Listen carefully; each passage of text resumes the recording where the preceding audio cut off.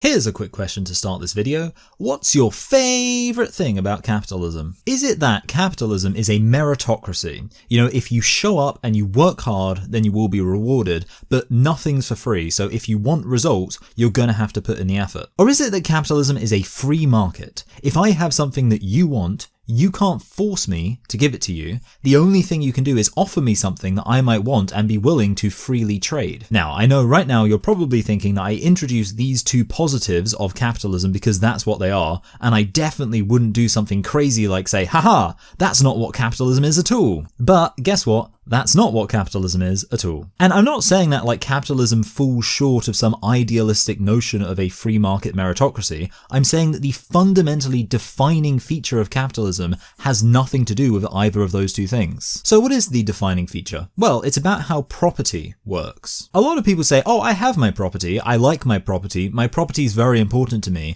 but this is often said as if property is just one singular thing. Like my phone is my property, and my water bottle, and my chair, and my clothes, and my car, and my bike, and my toothbrush, and my camera. And sure, part of that is that I either purchased these things or was given them as a gift, which is to say I legally acquired them. But also, you know, I use them. I didn't throw them out or give them away. The reason why my toothbrush is because I brush my teeth with it every single day. And also, obviously, this applies for something like my house, which I've mentioned several times now. My wife and I are planning on purchasing one. And the point is, once we've purchased it, once we've legally acquired it, we will then continue to live in it and as such use it basically every day. And that's all pretty obvious, right? It's obvious that's what property is. When people talk about property being a natural thing, that's what they mean. That even cavemen had certain things that they really liked and they wanted exclusive access to, and they said of those things, these things are mine. But that's not property itself. Rather, it's a specific type of property. It's personal property. It's property that is yours because you use it for your own personal uses. There is another type of property. Interestingly, the word for this type of property has the same Latin root as the modern English word to deprive. This is the type of property where you acquire something not so you can use it, nor give it away. Indeed, there was never any expectation that you would use it. The plan all along was that other people would use it for a fee. Like I say, its name comes from a Latin term, privare, and it is what we in English call private property. Now, this system of property is not natural, and I would say to anyone who wants to group private property and personal property together as if they are both the same thing and both equally natural, go back to prehistory and build a fence around the savannah, and then when some cavemen show up, say, hey, I own this savannah.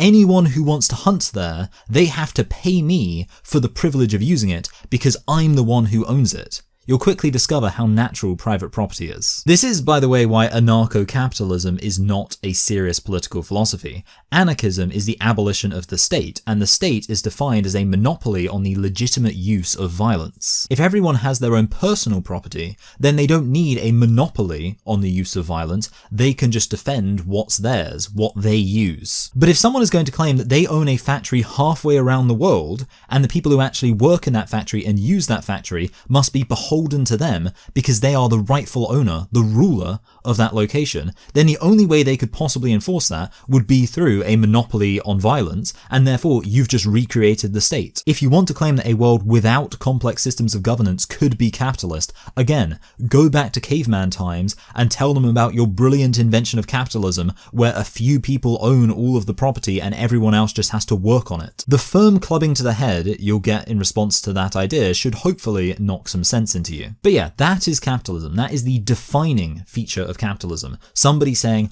I own this factory, but I'm not going to work in the factory. I'm not going to produce anything. I want other people to come into this factory and do all of the work for me. If you live in a society where that is happening, you live in a capitalist society. If you live in a society where that's not happening, you don't live in a capitalist society. It has nothing to do with free markets or meritocracy, and what you might be already noticing is that it kind of contradicts those two things. I mean, it doesn't exactly contradict a free market, but it isn't necessary for one. Let's suppose one person owns a pottery wheel and another person owns a loom. These are the means of production, and because they both own their own means of production and they use it every day, it would be their personal property. If at the end of the day one of them has made a pot and he decides that he'd like to exchange that for a lovely carpet that's been made by the person with the loom, then that is a free market exchange. But that was not a capitalist exchange. That is not capitalism, because there was no private property there. They were both using their own personal property. So, since a free market can exist in a non-capitalist system,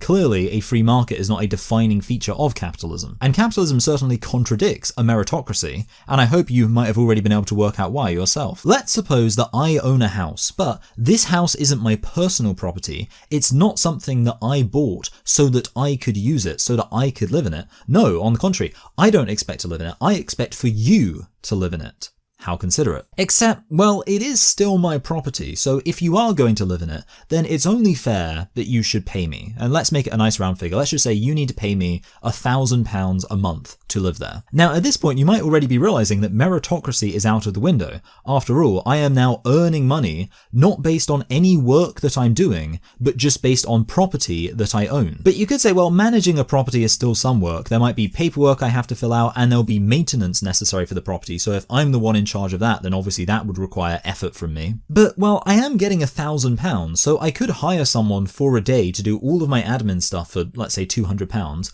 and then whatever other maintenance needs to be done, as long as they can get someone to do all of that for less than £800 for the rest of the month, I'm still making a profit, even though I am literally doing no work at all. I could go on holiday and put my feet up on a deck chair by the pool in sunny Spain, and I could do no work for a month, and yet I could come back to the UK and be a few £100s richer. And this becomes even more extreme if we imagine me buying a whole load of houses and I have the exact same system there, so that still requires no more work of me because we're timesing by 0 in that equation, but I'm bringing in a whole lot more money and I could even be making a decent living wage doing exactly no work at all. I could go on holiday for a decade and come back to discover I'm now a millionaire. Now, obviously I have sort of glossed over the fact that I would need to be able to buy this property in the first place, but the main reason I've glossed over that is because, well, let's say for example that I have a child. I could put aside enough property for my child to be able to make a living wage off of rent, while also still putting aside enough to pay off any inheritance tax, assuming we still live in a society where inheritance tax is a thing and it hasn't been abolished by rich lobbyists. Well, what situation does that leave my child in? Well, he or she would be able to live their entire lives without ever doing a single piece of productive labor, without working once. I mean, sure, they'd probably get very bored because I think human beings do want to work, but if they were able to keep themselves from even lifting a finger to put in any effort into anything they were doing, they would still be able to earn a living wage that whole time just based on property that they inherited that they didn't even purchase or in any sense work for. See, sometimes I think that we should define an ideology by the most extreme example of what it allows for. I mean, that's kind of what we do when we criticize trans ideology, right? We say, okay, so you think that a biological male should just be able to say that he's a woman, and by identifying as a woman, he immediately becomes one. So by that same token, how should we define capitalism? What does the ideology of capitalism allow for? Basically, that someone should be able to earn a huge amount of money while never ever doing any work their entire life. So when you think about it like that, even beginning to suggest that a feature of capitalism could be that it is meritocratic becomes obviously ridiculous. The funny thing is, people used to understand this. In Mere Christianity, C.S. Lewis says that a perfect Christian society would be, and I quote, very socialistic and in that sense advanced. And just before then, when describing the society, he says of it, there are to be no passengers or parasites. If man does not work, he ought not to eat.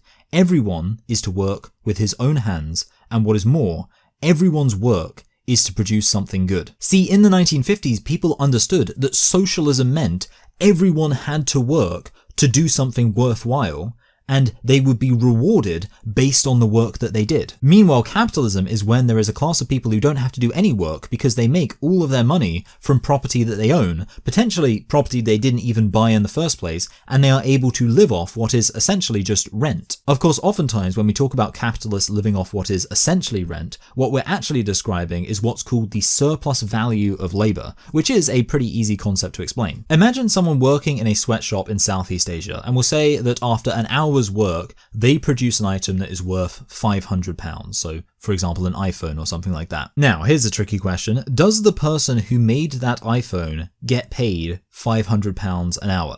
No. And to be fair, I should mention, of course, no single person is the one who produces the iPhone in a factory setting, and beyond the factory, there are many other people doing necessary labor in order to get that phone into the hands of a consumer. But even then, do all of those people doing all that labor that is necessary for the production and distribution of the phone, when you put all of that together, do they get paid £500 collectively?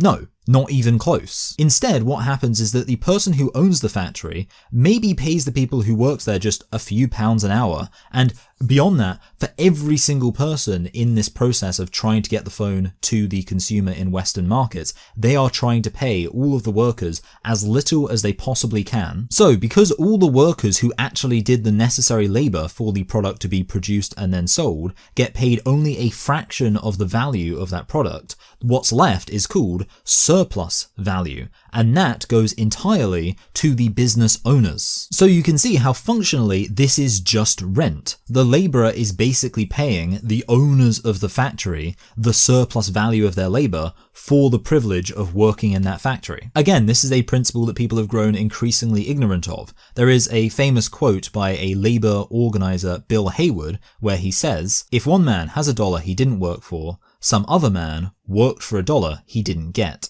This is talking about a factory owner who pockets $1 that a labourer worked for, but I have seen right libertarians actually use this quote as if they think it's talking about taxation or something. I will briefly address a common thing I hear from right libertarians and other pro-capitalist people, which is the whole no true capitalism thing. A lot of people say, no, capitalism is about a free market and a meritocracy, and they may say that there's this other thing called corporatism, and that's very different from capitalism because the defining feature of capitalism is voluntary association. But no, that's not how capitalism is defined. I mean, you can define capitalism however you want to define it, but at that point you're just not part of the conversation, because the conversation is happening between people who recognize what capitalism actually is, and you're just talking about something else, so it's a different conversation. But also, if you think that I have, in defining capitalism here, presented it in a negative way, I will remind you that the only thing that I said as far as it being defined is that it is about supporting private property. So if you have a problem with me saying that, then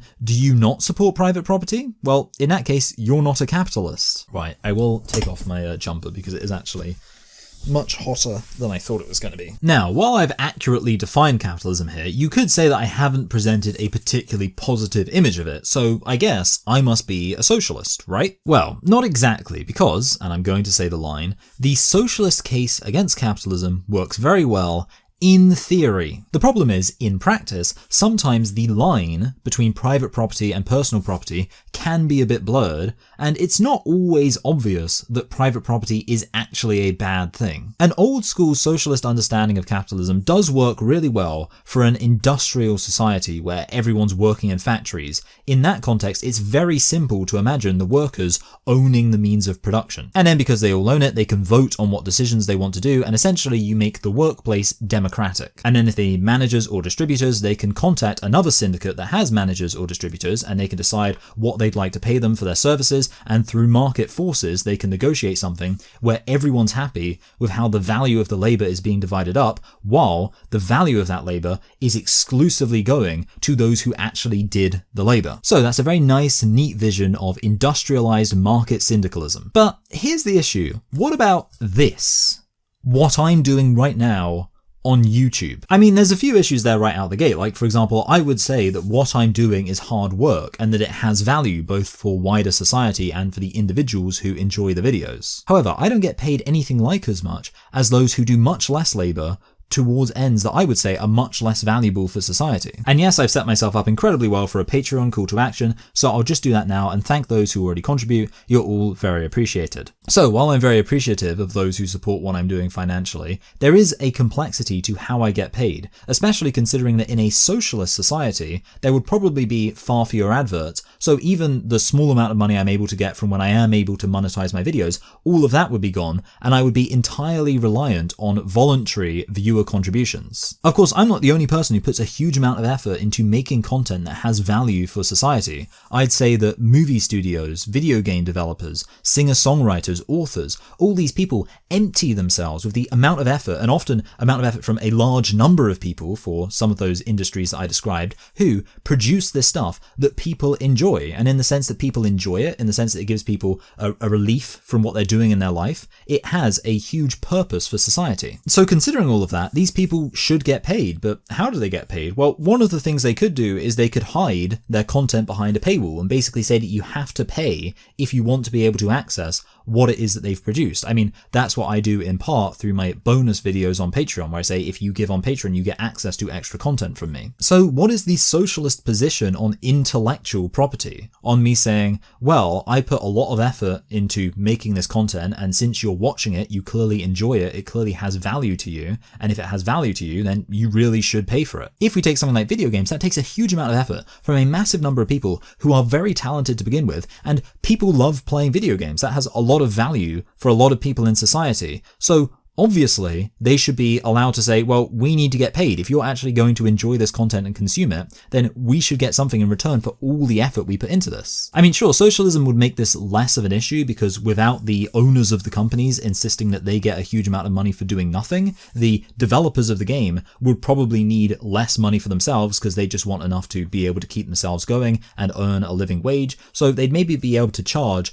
a lot less for these products than they do now, because most of the time the decision to try and milk products for everything they're worth comes from the shareholders who just care about getting more money without putting in more work. I've heard musicians say that they don't really care about people pirating their content because that's mostly just money that goes to the record companies in the first place, and the way that they actually make the majority of their money is by performing in concerts. But the fact is, someone put labor into producing something, and we'd ordinarily say that if you put labor into producing something, then you own that thing. So, what is the socialist conception of intellectual property? I've actually said before that if someone doesn't believe in intellectual property, then you can probably discount everything they have to say. Because if someone can't conceive of a thought, a product of intellect, having value, then that's quite the confession. But the thing is, intellectual property does create a degree of separation between the labor it takes to produce something and getting paid for having produced that thing. If I front load all of my effort for my YouTube videos to the start of the year,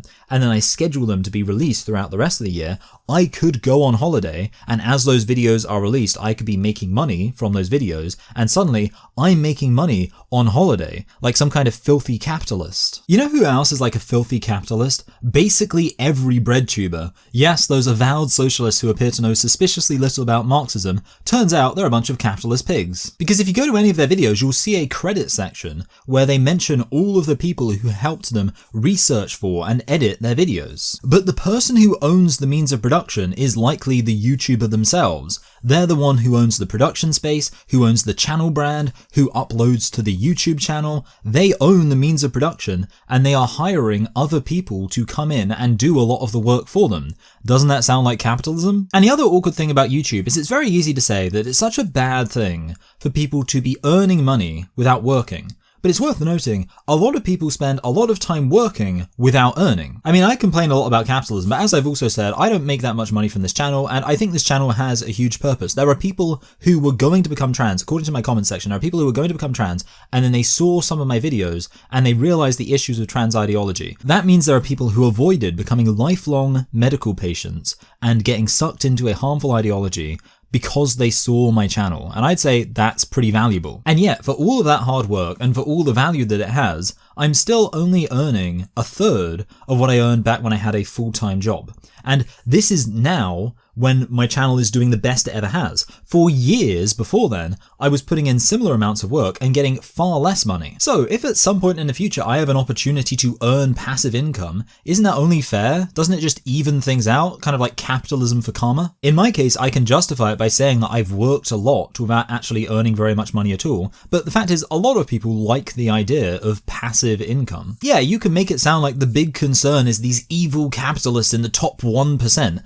but the fact is that lots of people would like a slice of the pie, and even someone who's not earning very much money at all would be able to save some money, put some money aside, and put that money in a position where the fact they own the money is what is going to earn them money in the future. And what's so wrong with that? Am I a socialist? Well, I'm going to be honest here and say that I like the financial system of contemporary capitalism, so I guess that's quite a decided no. Because I presented that quote earlier about how if someone has $1 that they didn't work for, that means someone else worked for $1 that they didn't get. But is that always true? Is it not possible that someone can earn passive income, but that passive income doesn't come from taking money from someone else, but by generating wealth? Because if you actually think about it, let's say that you're saving up for a house. Well, obviously what you should do is you should take that money that you're saving up and you should put it somewhere, somewhere safe, like in a bank. But then also, isn't it kind of a shame that a bank would just be sitting there with a whole load of money in it, literally billions of pounds,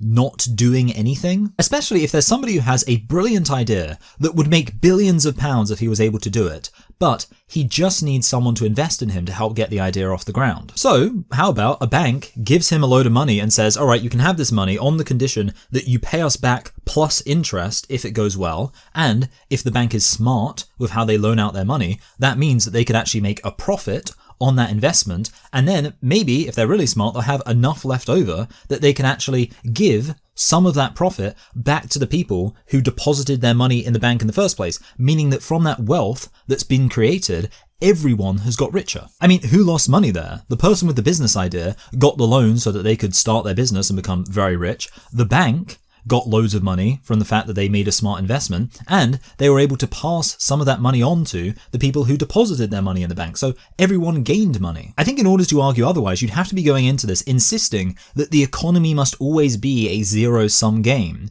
But that's quite a negative view to have about the world, to say that we can never actually have more wealth, have more stuff, have more prosperity, because actually things have got better. And personally, I'd feel like a bit of a hypocrite complaining about capitalism when I know that I have loads of fantastic business ideas and I'd love for someone to invest in me. Now, obviously, I'm not going to tell you any of my brilliant business ideas because I don't want you stealing them, but let's take a really good hypothetical example of how this could work. For example, making a movie. Let's say that I got Yesterdayed, that movie about the guy who wakes up and discovers that nobody knows about the Beatles anymore, so he passes the Beatles songs off as his own. Well, let's say that happened to me, except I got Yesterdayed about the movie Titanic. So I realize that this movie has the potential to be incredibly profitable, like the most profitable movie of all time, but I don't have the money to make Titanic. But maybe I'm very fortunate. I happen to have a friend high up in finance and I tell them this business idea and they say, wow, that sounds like a great idea and I would love to invest in you to make this movie, on the condition that if the movie is profitable, you pay us back a portion of the profits. So I make the movie with that money and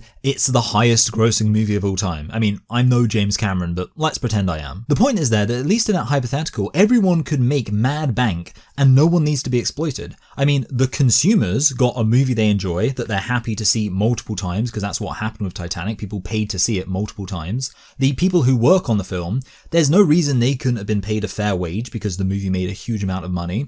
I obviously am now a famous director and I got loads of money from having, made the movie so profitable, and the bank got loads of money because they got paid a portion of the profit, and the people who invested their money or deposited their money in the bank in the first place, who were the reason why the bank had so much money to play around with, they make out like bandits. But they're not bandits because they didn't steal anything. Now, it is true that the risk here is that sometimes your investment might not pan out and everyone might end up losing a huge amount of money, so people should be able to opt out of this high risk, high reward game. But the fact it's high reward, high risk is kind of another argument in favor of capitalism, because there's this idea that it's intrinsically unjust that someone could make money without putting in any work. But wouldn't that imply that it's unjust if someone hits it big in Vegas? Some people make huge amounts of money, yes, not through hard work, but by being willing to risk it all. And you could say that maybe sometimes this applies to the entrepreneurial class. After all, that guy who owns a factory, he might just be a leech who inherited it from his dad,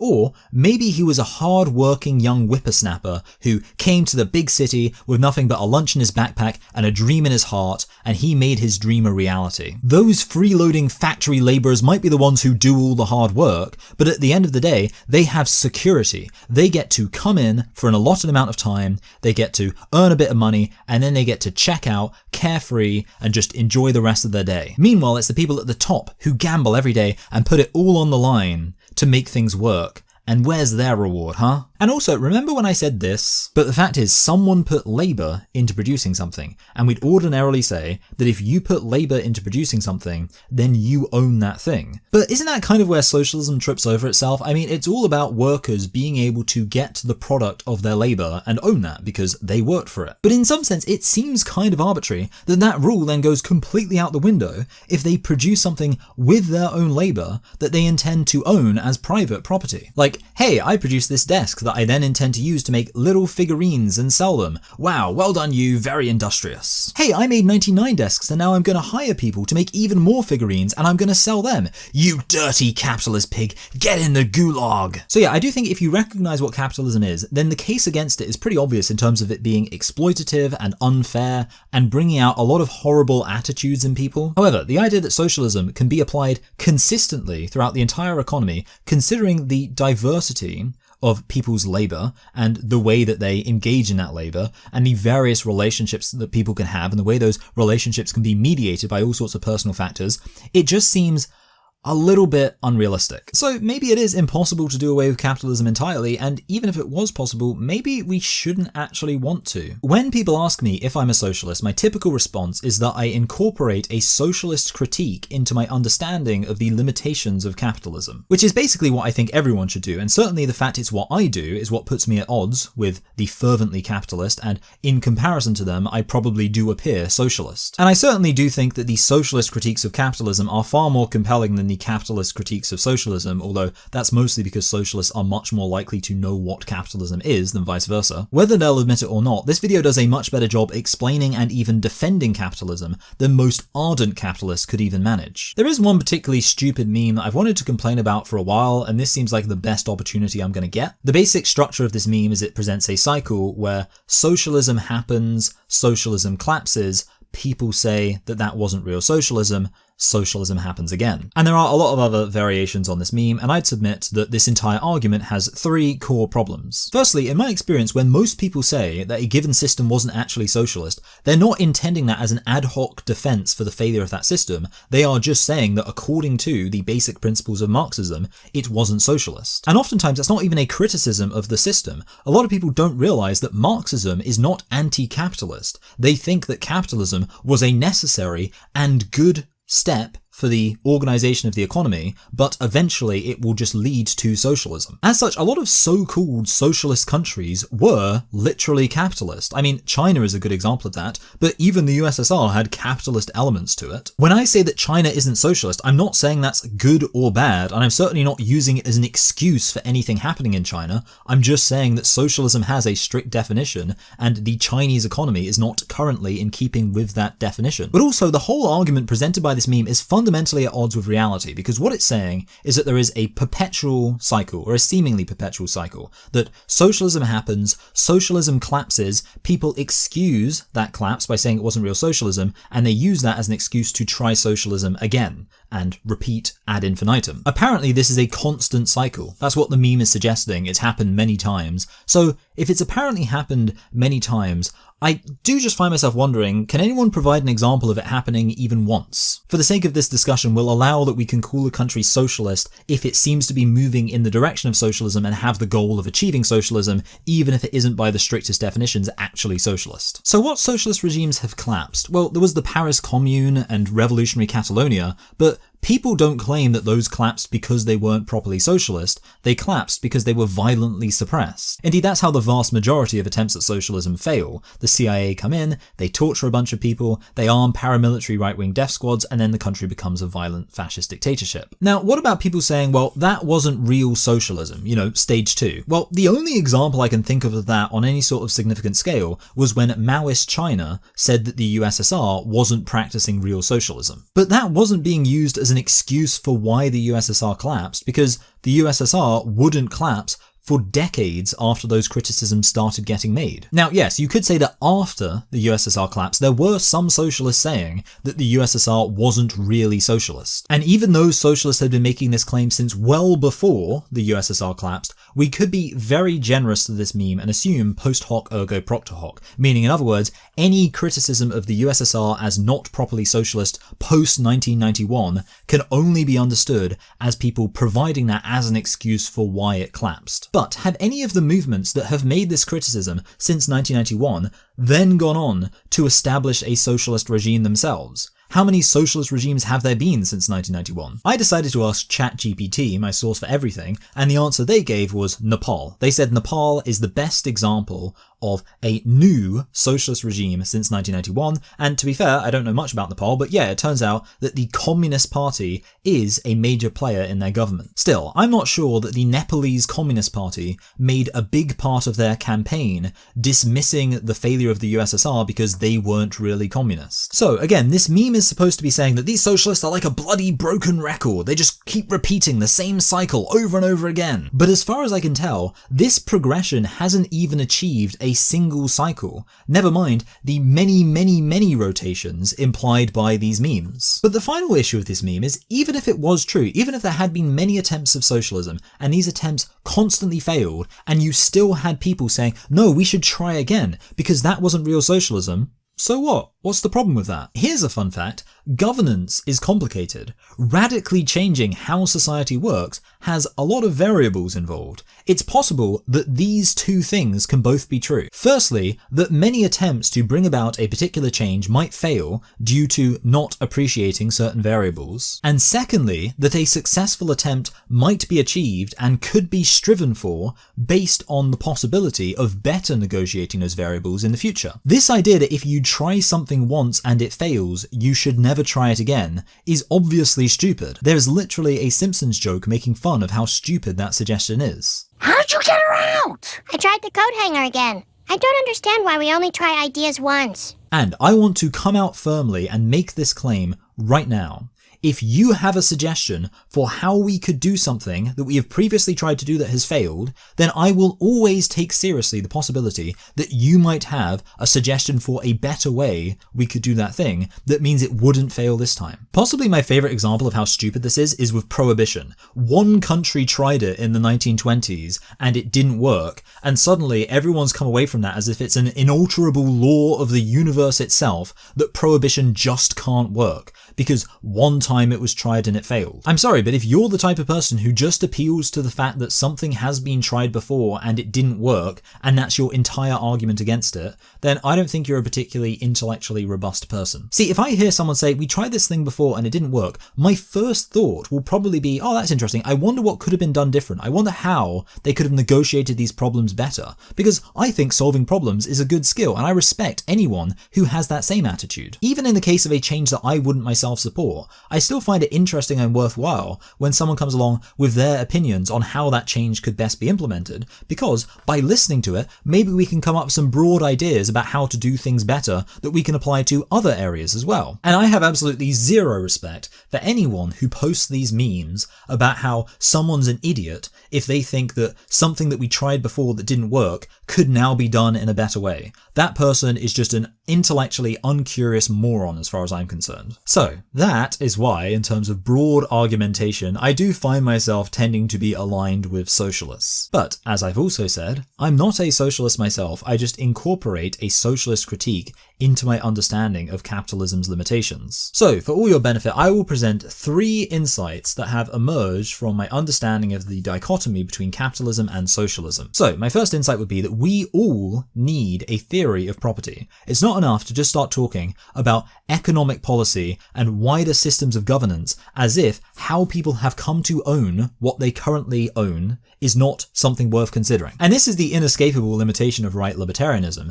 Their whole idea is this non-aggression principle, where if you take someone's property, that's aggressing against them and therefore you can't do that, as if property is just this pre-existent thing. This is my go-to challenge to libertarians. See, there's this organization in the UK called the Ramblers, and this is basically just a group of walking enthusiasts. Nowadays, it's made up mostly of older people who like to go on hikes through nature. But, believe it or not, at its inception, the Ramblers were a radical, extremist political movement equivalent in their fervour to the suffragettes, the emancipationists, and the Chartists. See, they engaged in an act of extreme, non-violent civil disobedience by walking in the countryside. Because at the time that they were first began as an organisation, it was understood that the countryside was owned by the aristocracy. Lords and ladies owned vast swathes of land, so you weren't allowed to, as a member of the public, have access to all that beautiful scenery, those forests, those lakes, those meadows. That was not your right. The idea to those wealthy landowners who claimed that all that countryside was their property, that in fact it should be something held in common, that everyone had a right to walk in and enjoy, that was a radical notion. Lord Baron von Huntzelot owns the North Yorkshire Moors as his personal deer park, and those thieving socialistic ramblers want to invade his property and take the Yorkshire Moors out of his starving hands. So, libertarians, did they violate the non-aggression principle? I mean, all of those areas they were walking through, they were the property of someone else. They had purchased it or they'd inherited it. Either way, they'd legally acquired it. It was their property. I think most libertarians will be able to recognize that the idea that I might own, for example, my garden, but that the park that's just right by my house could be owned by someone else and I wouldn't be allowed to use that park without their explicit permission, I think they'd recognize that's kind of dystopian. And of course, there are many other times when we've changed our understanding of what it means to legitimately own property. People used to think you could own slaves. Now, a libertarian might be able to make a case for why slavery is not a legitimate form of property, or why it's not legitimate for some wealthy landowner to buy an entire national park. And then they might be able to turn around and explain how nonetheless the broader capitalist understanding of private property is completely legitimate, and as such, to that, the non-aggression principle could apply. Yeah, they could make that argument. I'm sure they could. And they better have, because if their genuine position is that slavery is fine and people shouldn't be allowed to go for walks in the countryside, then their ideology is even more disgusting than I thought it was. But the thing is, even if they are able to defend their conception of property, the fact is they've still been forced to defend their conception of property, and as such they've abandoned their initial position, which is just that property is what it is, and if you aggress against it then you're violating the non-aggression principle, and that's intrinsically evil. Because now sometimes they've admitted that someone's property rights can be up for debate. Side note, one time I had a very funny discussion with a libertarian. I was trying to explain to them this whole concept of different types of property, and they immediately jumped into thinking that I was condemning the idea of owning personal property. So they were yelling at me about how it isn't my right to take their toothbrush from them when they're right in the middle of brushing their teeth, and I can't march my collectivist mob around their house and take the jacket off their person and the food from their fridge. And they were being so aggressive and so unwilling to actually listen to what I was saying that eventually I just tried to establish in their mind the idea of the principle of charity. And basically, if you don't know, the principle of charity says that when you're arguing with someone, you should interpret what they're saying in the most charitable way possible and never assume that they're just advocating for the worst possible interpretation of what they're saying. And before I could say more than just a few words, this person jumped in and he said, "Oh, I see. So you want to steal all of my stuff from me and then you want to say that it's charity? You filthy lying communist." And I just can't think of a better definition of irony than not being able to understand what the principle of charity is because you're too busy accusing the person explaining it to you of trying to rob you. But anyway, the point is that socialism does have a legitimate critique of the capitalist conception of property, which I explained at length at the start of this video. It's anti-meritocratic and frankly inhuman to suggest that someone should be able to own a factory halfway around the world and then his child can inherit that factory and have a right to all of the value of the labour produced in that factory forever in a country that he's probably never been to and maybe hasn't even heard of. And this leads to the big point, which is that while I don't support abolishing private property and the workers universally seizing the means of production, I do think that all of the issues with the morality of private property and the fact that many people get incredibly rich off their ownership of private property is a very strong justification for taxing the rich. I mean, the standard anti-tax criticism is, well, these people earned their income, so how is it anyone's right to take that away? But when you realize that capitalism is not a meritocratic system where people necessarily earn their income, you realize that's not a very powerful argument. So yeah, I'm not a socialist in the strictest sense, but if I appear to support a tax policy with a strong focus on redistributive economic justice, nationalization, a planned economy, and a protection of collective bargaining for the working class, then the socialist critique of capitalism is very relevant to that. I think there are other strong moral justifications for a progressive tax system. One that I'm particularly fond of is that the more that your property empire expands, the more that you are benefiting from living in a peaceful, safe, educated, functional society. As such, the greater proportion of your wealth should be paid for the upkeep of that society. On the other hand, if you're working 2 jobs and still living paycheck to paycheck, heck, your life would probably improve if society collapsed. You could go out hunter-gathering, and then you could come home and have a lot more free time and not have to work in a soul-crushing job. So obviously, it would be a massive slap in the face for someone to say that you have to give up any proportion of your incredibly small income for the upkeep of a society, the continuation of which isn't even benefiting you in the first place. So yeah, my broader collectivist, economically populist policies are a story for another time, but in the meantime, since we're talking about socialism and capitalism, I thought it was worth pointing out that clearly my appreciation for the validity of the socialist critique of capitalism is why the policies I support might seem a little bit more on the socialistic side. Now, I suppose there's a final thing, which is, I think there should be a place for capitalism in a good society. As I've grown older and wiser, I've come to realize a lot of people prefer the security of working for someone, even if that doesn't mean getting 100% of the value of what they produce. Also, as I've already made clear, sometimes the ownership of private property is pretty justifiable if it comes directly from the result of hard work, or from taking a high risk that pays off. As someone who enjoys the Shire scenes in The Lord of the Rings as much as I do,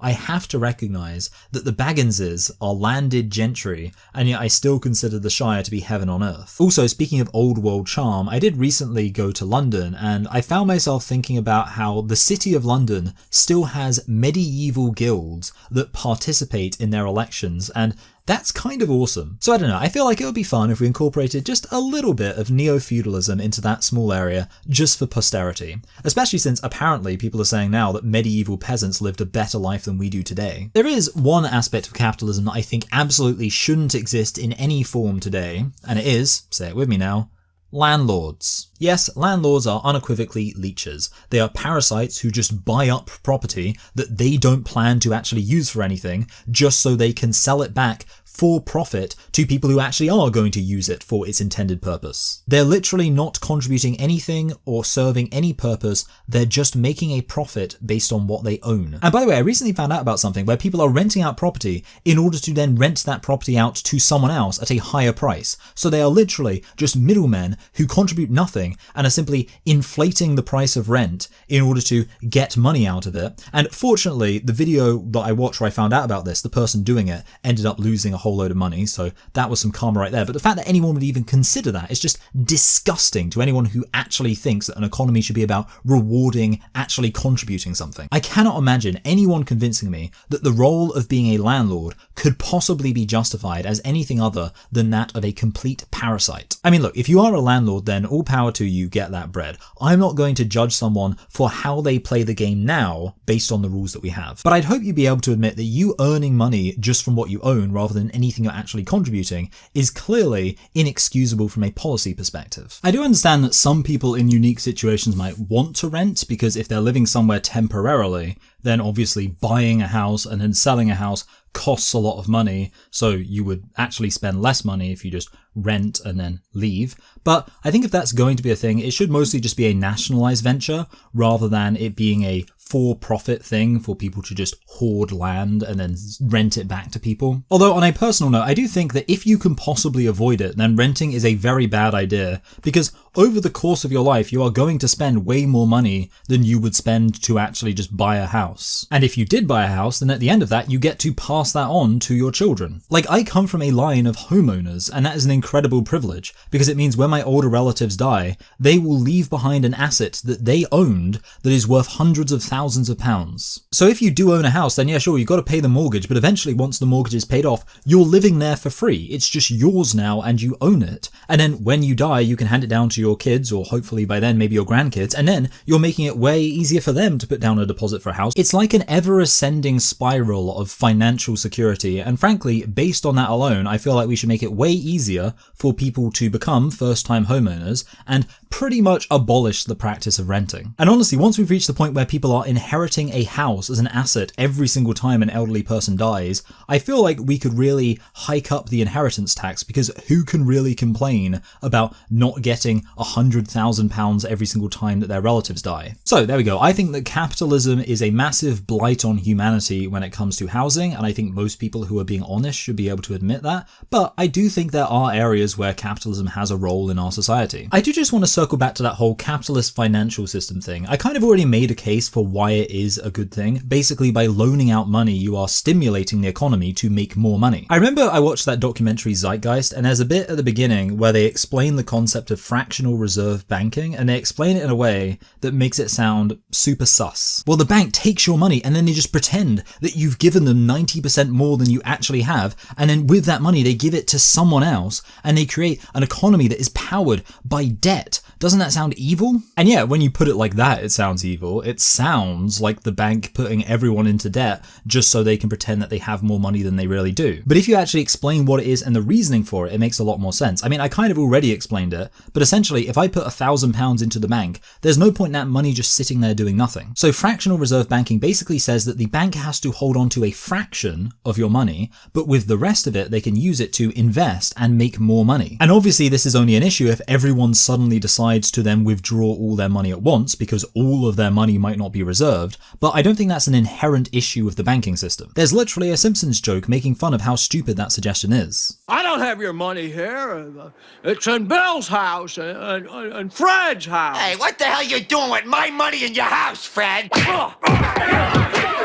And also, this is very much the English patriot in me, but I am aware that historically, London has been the financial capital of the world. So the idea of abolishing the entire capitalist financial system, it's unpatriotic. Very much a side note, but if I was in charge, one of my priorities would be to make London's financial district more famous than Wall Street. And the way I do this, I think, would be largely through window dressing. You know, like line it with some nice buildings, fill all of the offices with that interior style where everything, even the walls, are made out of wood. So people would just look at it and be like, wow, that looks like so cozy and antiquated and luxurious and just like the kind of place that I would want to work. Also, you know how the UK has gold reserves? Okay, good idea, keep those, but why not actually have them displayed somewhere? Like have some room in your financial district where there's just gold everywhere. The whole room is gilded. I mean, you still have the gold, you're still holding it in reserve, but you also now have a room that is awe-inspiring because it's just covered in gold, and people probably from all over the world would come to just check it out and gawk at it, and again, it would add a lot more prestige to the idea that London is where you make money. It's like that Simpsons episode where Bart finds a $1,000 bill, so he charges people to come look at it, and in the end, the money he makes from that ends up being more than the value of the $1,000 itself. Well, I get a lot of my politics from The Simpsons, don't I? When you put it like that, it almost makes it seem like my politics would be really stupid. But I don't know, to me there's nothing stupid about saying that an appearance of opulence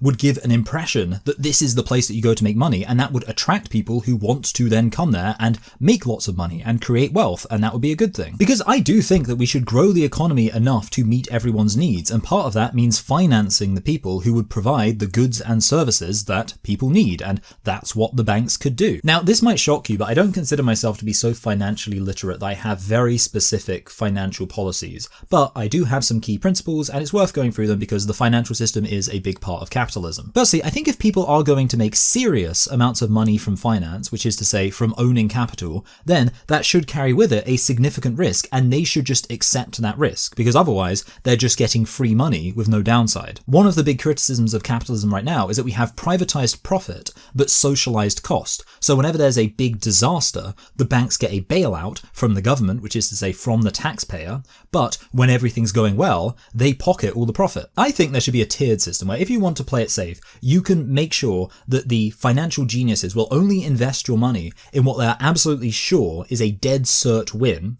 And because you're not taking very much risk, you don't get much money from that, but you get the security of knowing that your money's not being seriously risked. But if you want to be a financial cowboy who leverages your assets in order to invest huge amounts of money in risky gambles, which is basically what happened in 2008, then fine, but you can't be doing that with people's money if they didn't consent to have their money used in that risky way. But if you take that big gamble and it doesn't work out in your favor, you have to lose everything. Because if we have a meritocracy, or a system that's supposed to be a meritocracy, then in order to justify the idea that you've done anything to earn huge amounts of money from a big gamble, it has to be because you took a big risk. And therefore, that big risk needs to be real. Side note, I do need to make a distinction between those who just front the money, which would be the capitalists, and those who actually work in finance and have to make the decisions on what would be the right thing to invest in. Somebody working for a finance company who studies the economic climate and has a knack for identifying what's the best move to make is someone who's put a lot of effort into what they're doing, who has a lot of talent,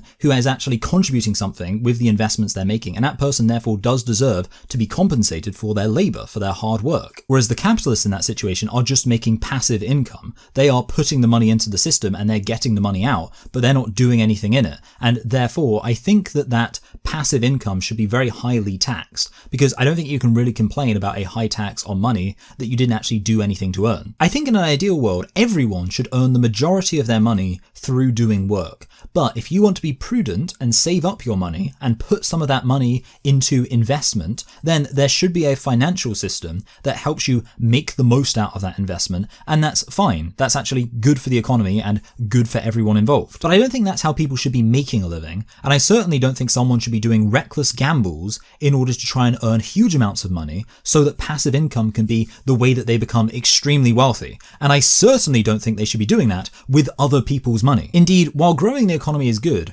growing the economy obsessively is not a good thing in my view. Indeed, that's what leads to horrendous financial crashes. One of my favourite quotes on the economy is that growth for the sake of growth is the ideology of the cancer cell. So there you go. If you've ever wondered whether or not I'm a socialist when I appear to talk about capitalism and socialism and things like that, you now have basically an answer, and the summary, as I've said several times, is that I am a capitalist, but I believe that we should manage the limitations of capitalism by properly understanding the socialist critique of it. So now you know, and this is, by the way, officially part 1 of a trilogy that I mentioned I had in my mind, and that trilogy was basically my broad political philosophy, mostly when it comes to economics, but also with some society stuff involved. But, social and economics, they intersect a lot. And obviously, there were ways in which I was relating economics and society in this video.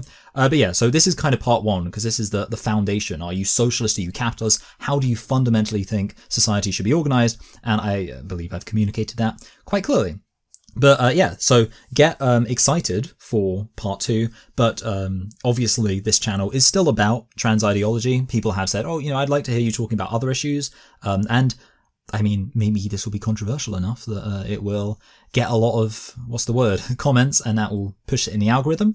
I do forget that, of course, literally, as I was recording this video, I took a little break, gave my voice a break, checked one of my comments, and I'll see if I can, the comment essentially said, my video that I uploaded before this one was about Bill Nye.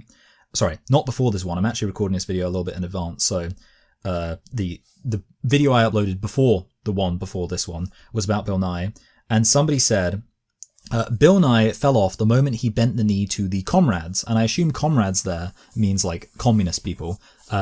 And so there we go. That was just the comment, the last comment I happened to get when I was like, let me just check my phone. And it shows that there are lots of people in my audience who think that communism, socialism is this terrible, horrible thing. And I think you can pretty easily tell that I don't think that. But I don't think capitalism is this terrible, horrible thing either. Indeed, as much as people make fun of the idea of being an enlightened centrist, I suppose in some ways I am. But, I by the standards of the current Overton window, I'm very much radically to the left, as you can probably pick up on, abolishing landlords.